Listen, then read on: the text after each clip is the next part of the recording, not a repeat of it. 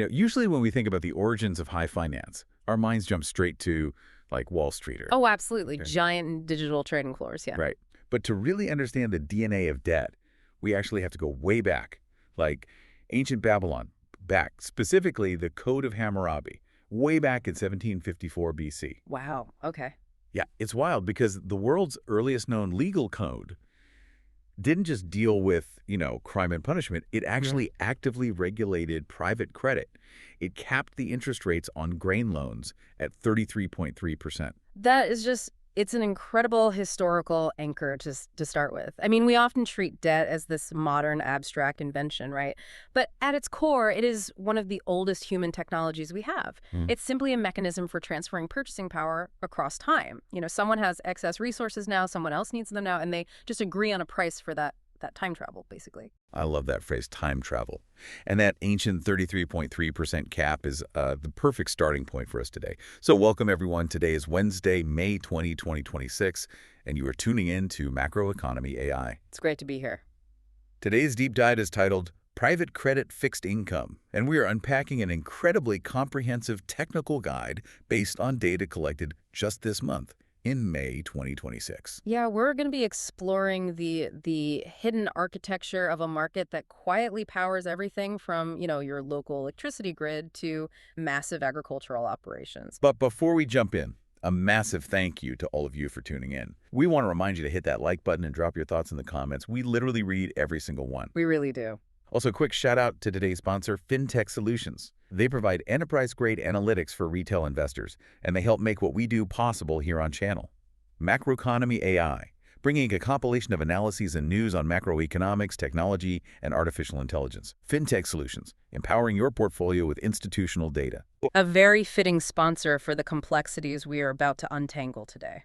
Definitely. So what does this all mean? Our mission today is to take this massive stack of research on Brazil's private fixed income market and just decode it for you.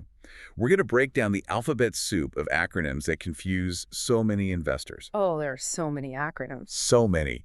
And we'll explore the mechanics of how these instruments actually work under the hood and look at some highly revealing case studies of what happens when the system breaks. Because, as we'll see, fixed income doesn't always mean safe income. What's fascinating here is how the Brazilian market specifically evolved to this point. I mean, if you look at the 1980s and early 1990s in Brazil... Total chaos, right? Oh, absolute chaos. Long-term private credit was essentially paralyzed.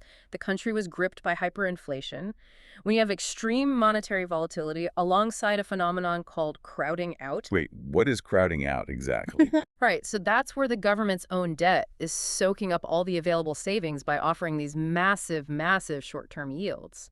It becomes practically impossible for a private company to issue long-term debt. Yeah, I mean, it's hard to imagine trying to price like a 10-year corporate bond when the overnight inflation rate is changing by the hour. How could a business possibly price its own corporate risk above a sovereign overnight rate that's just exploding? They couldn't. It just didn't make mathematical sense for the borrower or the lender. Right. The real turning point arrived in 1994 with the real plan. Right, is stabilization. Exactly. By stabilizing the macroeconomic environment, the plan allowed for the consolidation of the CDI, the Interbank Deposit Certificate, as the primary reliable benchmark for the cost of money. Suddenly, forecasting the future wasn't completely impossible, which meant long-term private credit became a viable mechanism again. Which brings us to the core mechanic of how you actually invest in this stuff today. The research draws a very hard line between two foundational concepts, intermediation and disintermediation. Two very big words that actually mean something quite simple. Yeah. Let me try to break it down. Let's say you buy a CDB, a bank deposit certificate. You are lending your money to a bank. The bank puts that money on its balance sheet, assumes all the risk, and then lends it out in tiny pieces to businesses and consumers. The bank acts as the middleman. And for taking on that risk of default, the bank keeps a significant portion of the return. They pay you a lower rate than they charge the ultimate borrower. But then you have disintermediation. Yeah. This is where instruments like corporate debentures come in. Now, you are cutting out the middleman entirely. Right. You are lending your money directly to the company that is, say, building a new wind farm or a toll road. Yeah. You get a higher potential return because there's no bank taking a cut. Right. But wait, hold on. I get the higher return, but if I cut out the bank, aren't I just completely exposed if that wind farm company goes bankrupt? You are. That is the fundamental trade-off of the capital markets. When you lend to a bank via a CDB, you aren't just relying on the bank's balance sheet, you're relying on a systemic safety net. In Brazil, that safety net is the FGC, the Credit Guarantee Fund. Let's actually define some of these terms, because the alphabet soup can be incredibly intimidating for someone just opening their brokerage app for the first time. We mentioned the CDB, which is just bank debt. But you also see LCIs and LCAs. What are those? An LCI is a letter of credit for real estate, and an LCA is for agribusiness. They are still bank-issued debt, meaning the bank owes you the money, but the government gives them a special tax-exempt status for the retail investor because they want to incentivize banks to funnel cheap credit into housing and farming sectors. And because they're issued by banks, those CDBs, LCIs, and LCAs are all protected by the FGC. That protection covers investors up to 250,000 HLIs per individual or corporate tax ID, what we call a CPF or CNPJ, in Brazil per financial conglomerate. But the research explicitly notes that the FGC does not cover capital market debt. So if you buy a debenture, which is corporate debt, or a CRI or CRA, which are the capital market equivalents for real estate and agribusiness receivables, you are entirely on your own. Exactly. And if we connect this to the bigger picture, even safety nets can create severe behavioral problems in the market. In economics, this is known as moral hazard. Oh, I've heard this term. How does it apply here? Well, if an investor knows their money is guaranteed by the FGC up to that $250,000 limit, they might just hunt for the highest yield offered by the smallest, riskiest bank, feeling completely bulletproof. And the risky bank knows this. So they offer crazy yields to attract retail deposits they normally wouldn't be able to get if the investor was actually evaluating the bank's financial health. Spot on. This forces the FGC to take on enormous systemic risk. It essentially subsidizes bad banking practices. And that dynamic is exactly why we are seeing a massive regulatory shift happen right now. Literally next week, on June 1st, 2026, a major new central bank rule takes effect. Resolution CMN 5.114 from 2023. Wow, so right now. Yes.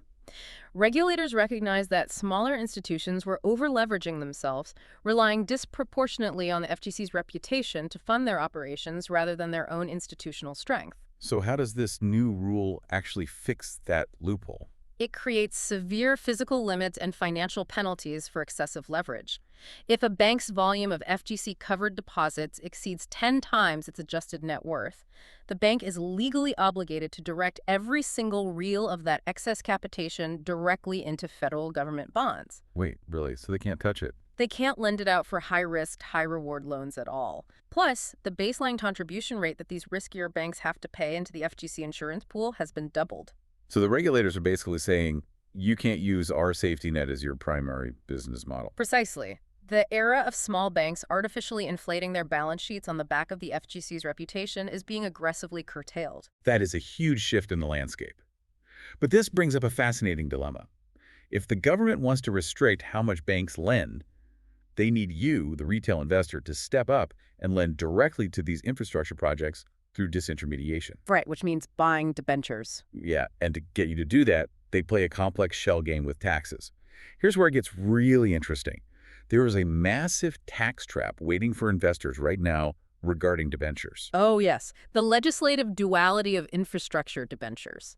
It is a perfect example of why surface-level knowledge is dangerous. So back in 2011, the government created Law 12.431.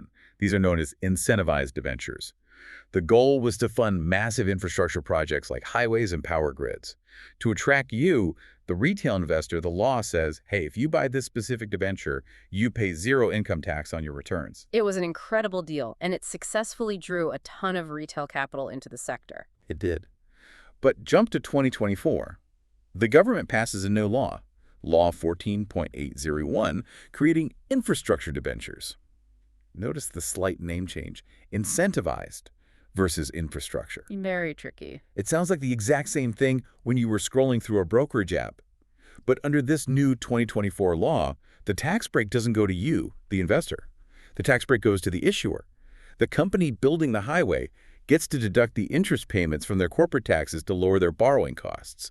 But you, the retail investor, You still pay the standard regressive income tax on your returns. This highlights why reading the fine print is not negotiable. I mean, if you just see the word infrastructure on your platform and assume it's tax exempt like the old ones, you are in for a very unpleasant surprise come tax season. Yeah, no kidding. You have to verify the specific legal framework of the asset. Is it a 12.431 or a 14.801? Because it completely alters your net yield. So navigating the tax trap is one hurdle. But even if you do everything right, there's this other wild concept we need to talk about. We keep using the term fixed income. But anyone who has looked at their portfolio during a turbulent market knows that the balance can absolutely go down. So how can an income that is supposedly fixed cause you to lose money? That is the grand illusion of the name. Fixed income refers to the predictability of the mathematical rule that calculates your return at maturity. It is not a guarantee that the asset's price will never fluctuate during its lifetime. The mechanism driving those daily fluctuations is called mark-to-market. Okay, let's unpack this. Is it kind of like buying a VIP concert ticket? Let's say I buy a ticket for $100. The concert is in a year. The ticket clearly says its face value is $100. But 6 months later, the band's lead singer gets involved in a massive scandal and everyone hates them. Right, terrible PR. Exactly. So if I try to sell my ticket on the secondary market, nobody's going to pay me $100 for it. Yeah. I might only get $50. The analogy works perfectly to illustrate shifting demand. But in the bond market, the scandal is usually a change in macroeconomic interest rates. This is about opportunity cost. Let's say you buy a fixed-rate bond paying 10% a year. At the time, that's a great deal. But suddenly, the central bank raises the baseline interest rate, and brand new bonds are being issued at 12%. Oh, so my 10% bond suddenly looks terrible by comparison. Exactly. Why would another investor buy your 10% bond when they can just buy a new one paying 12%? To convince them to buy yours, you have to sell it at a discount. So the current market price of your bond drops. That is mark-to-market. But if I just hold it, I'm fine. Yes. If you hold that bond to maturity, you will still get your original 10%.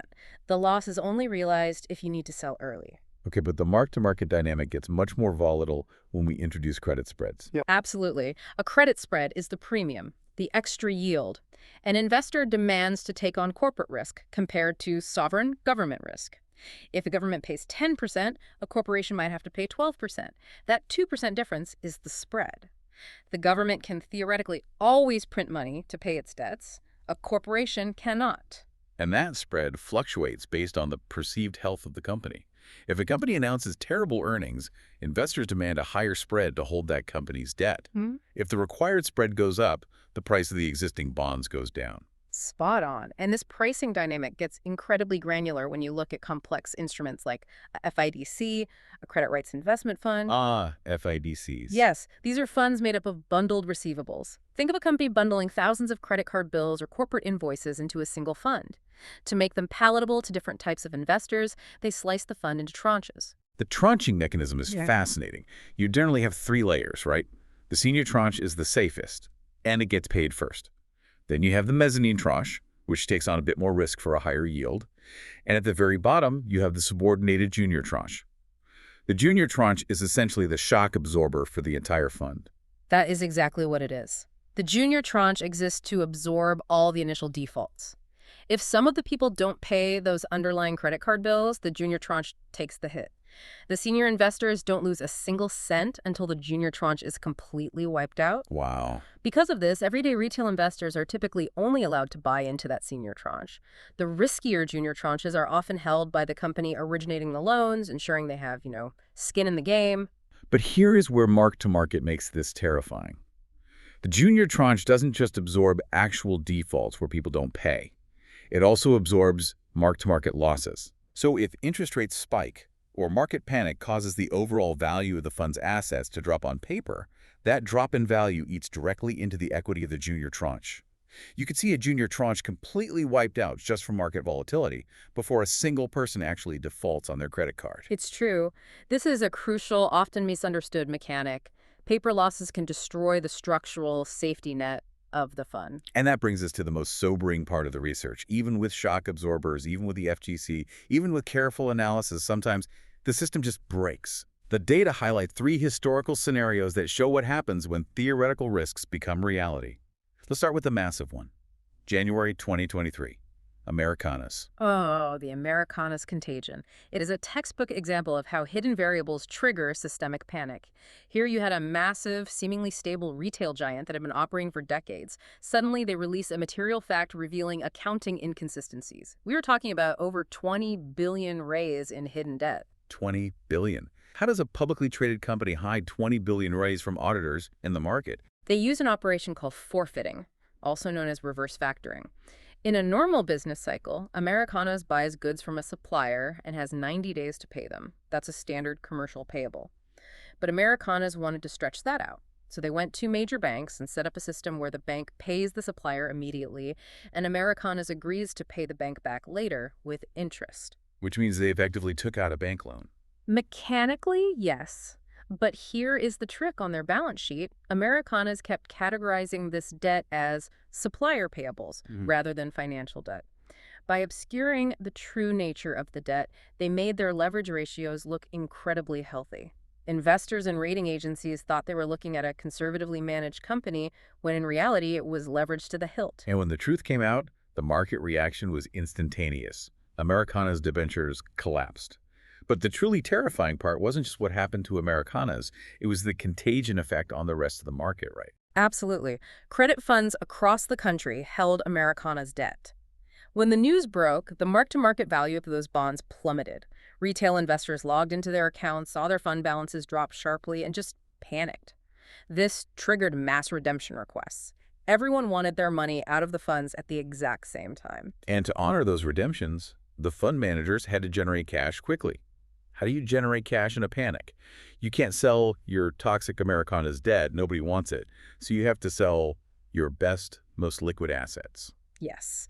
They started dumping debt from totally healthy companies onto the open market. This flood of supply drove bond prices down across the board. Credit spreads widened for the entire corporate sector. Healthy companies suddenly found it incredibly expensive to issue new debt, simply because investors were terrified. It proves that liquidity risk within funds can create a systemic crisis completely separate from the actual credit quality of the underlying companies. It's the financial equivalent of a stampede. A perfect description. But then we have the Lightest A case, also in 2023. This one shatters a completely different illusion. Light is an energy distribution utility in Rio de Janeiro. Utilities are traditionally viewed as the ultimate defensive, safe haven sector. They have predictable revenue and captive customers. How does a utility end up in judicial recovery with an estimated 11 billion reais in debt? It fails because financial models often struggle to capture operational and regulatory reality on the ground. Light was plagued by a massive, ongoing operational bleed energy theft, colloquially known in Brazil as gatos, in their concession area. They were generating and distributing power that they simply couldn't bill for. That drains cash flow, sure, but they had been dealing with that for years. What finally broke them? The regulatory cliff, their concession contract, their legal right to operate the utility, was set to expire in 2026. As they approached 2023 and 2024, they had billions in old debt maturing that they needed to roll over, meaning they needed to borrow new money to pay off the old money. But banks and investors looked at the looming 2026 expiration and balked. I mean, yeah. You can't lend money for 10 years to a company whose legal right to exist expires in 2 years. Precisely. This regulatory uncertainty made it impossible for them to access the credit markets. It shows that being in a supposedly safe sector doesn't inoculate you from complex operational realities. And finally, we have the infrastructure lesson. Rodovias do Tietê in 2019. They issued debentures to fund highway expansions in São Paulo. And this debt was sold with real guarantees. If things went south, the debenture holders literally had the right to take over the shares of the concessionaire. The initial problem was simple. The traffic models were just overly optimistic. The cars didn't show up, so the toll revenue didn't materialize, and the company couldn't pay its debts. But they had a real guarantee. So the investors, which included major pension funds, just executed the guarantee and took over the company, right? Problem solved. Problem managed, but certainly not solved. Yes, they executed the real guarantee. Yes, they took over the company and restructured the debt. But taking over a struggling highway doesn't magically print cash. The restructuring pushed the maturity of the debt all the way out to the year 2099. That's what do you need that? Yes, and while they eventually recovered about 95% of their money in absolute nominal terms, the time value of money destroyed them. When you adjust for the inflation that accumulated over those years, the pension funds took a massive real terms loss of over 40%. That is brutal. It totally redefines what a guarantee actually means. This raises an important question, and it is the ultimate strategic insight from this entire analysis. What is the actual value of a guarantee? Huh. A real guarantee sounds ironclad, but if the underlying project doesn't generate cash flow, a guarantee merely changes the legal nature of your headache. It shifts you from being an angry creditor to being the reluctant owner of a failing business. Wow. It does not make you whole. Credit ratings, collateral, and guarantees do not replace the need for rigorous, independent credit analysis. It's a stark reminder. I mean, we've journeyed all the way from the grain silos of ancient Babylon to the high-tech, highly regulated infrastructure of modern Brazilian private credit. We've looked at how intermediation gives way to disintermediation, how the alphabet soup of CDBs, CRIs, and FIDC tranches actually function, and how complex mechanisms like reverse factoring and mark-to-market can trigger massive systemic contagion. We've covered a lot of ground today. We really have.